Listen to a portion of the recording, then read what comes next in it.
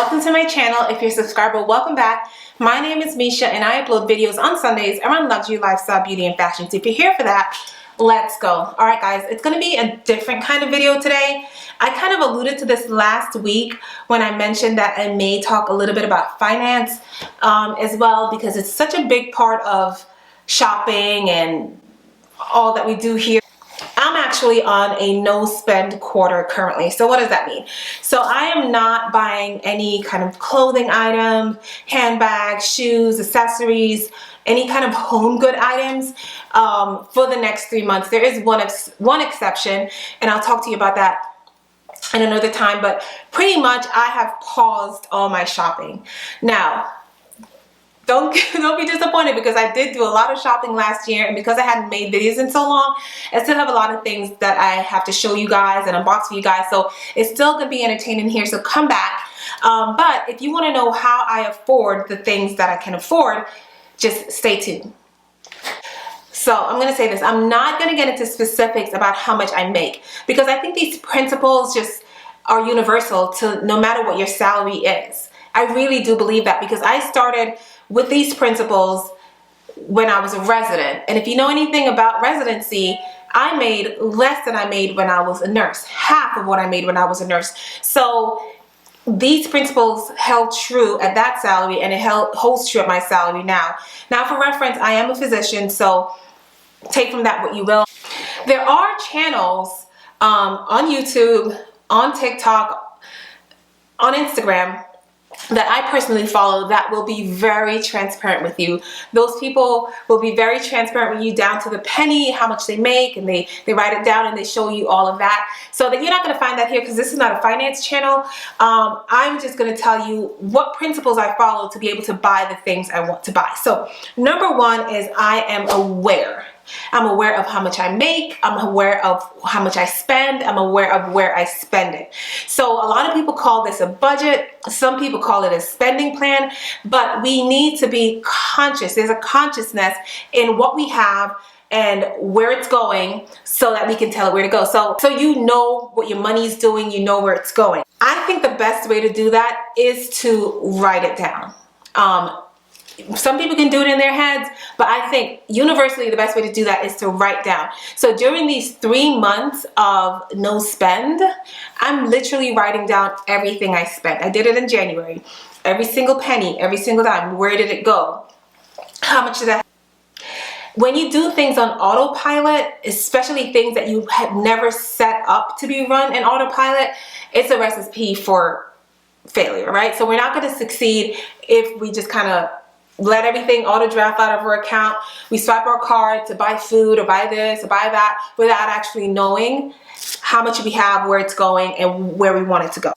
Number two, and I think this is important, so once we're aware, we're going to keep our recurring expenses low. We're going to keep it to 50% or less of what we make. So what are those recurring expenses?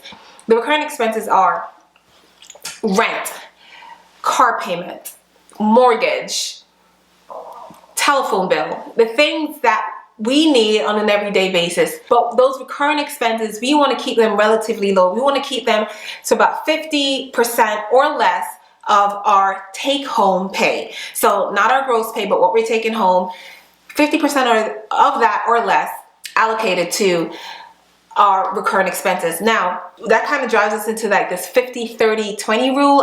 But the 50-30-20 rule is 50% of your paycheck is for bills, 30% is for fun. That's a big chunk, and 20% is for saving. Now, just as long as you're kind of in that ballpark, I think you'll do well. If our bills are going a little bit over 50%, then maybe we can take that from the 30%, drop that down a little bit. But trying to keep things in that particular circle, I find works very well for me. I discovered Dave Ramsey when I was in residency, and high interest credit card debt. I was not making very much money because I was in training. I had a lot of student loan debt because I just finished medical school, and I had a car loan, and I was just like, this is overwhelming, right? And he broke it down step by step for me. Now, I am not a Dave Ramsey disciple, meaning I have credit cards. I did not wait to pay off my student loans before I bought a house. So I don't really do things according to Dave Ramsey, but I did learn a lot from him, and I did think he changed the way I thought about money and the principle of money and handling money.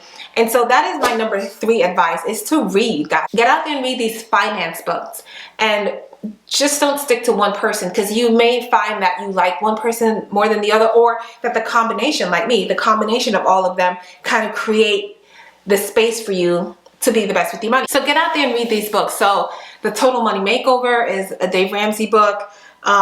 Psychology of Money by Morgan Housel. Rich Dad, Poor Dad, I read that many years ago. If you don't like to read, there are lots of podcasts. Ramit Sethi has a podcast. I think he also has a book. I haven't read his book.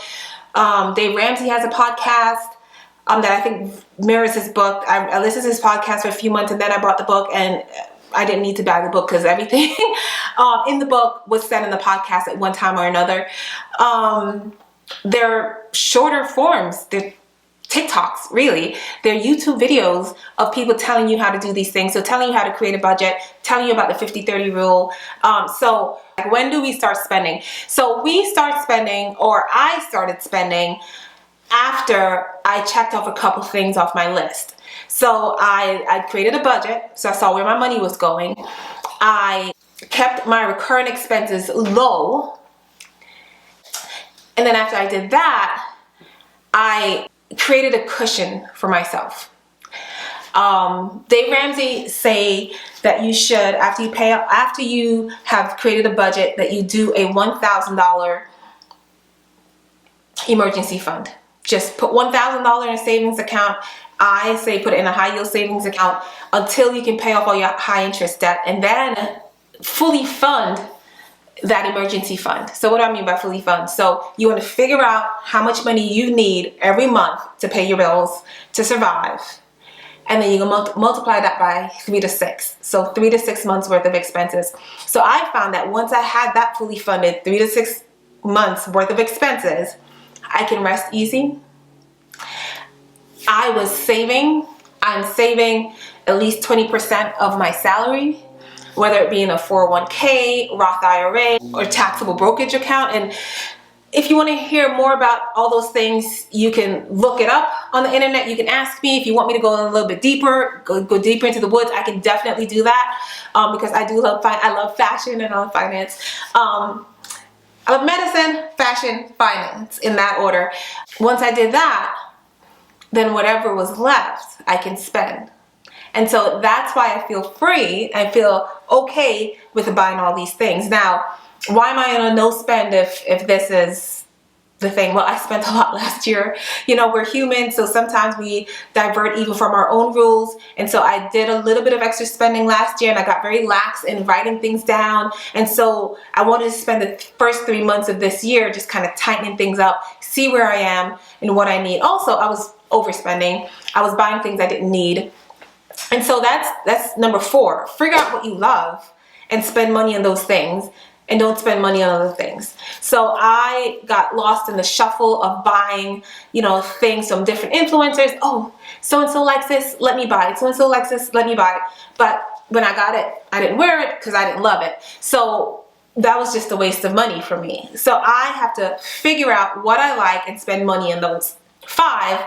And I think this is probably the least, but it's also really good, is figure out what things go on sale. And I think I've done that, and that's because I shop so much that I watch them and I say, you know what, I could have waited to buy that because this is now 50% off. And so now I kind of have an idea of the things I can wait to buy and the things I can't wait to buy. So we all know an Hermes Birkin is never going to go on sale in the Hermes store, right? And if we wait for it to buy it aftermarket, it's going to be even more expensive. So those are things that you need to buy in the store. Jimmy Choo shoes, however, they get pretty highly discounted. So I would be very reluctant to buy a pair of Jimmy Choo's full price. That's just me. I've seen them for up to 60, 70, 80% off.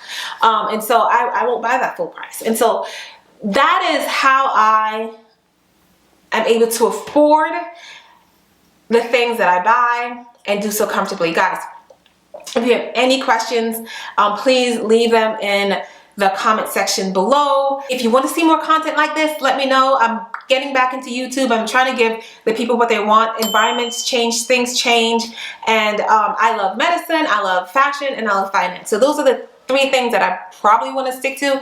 But let me know below what you want to talk about.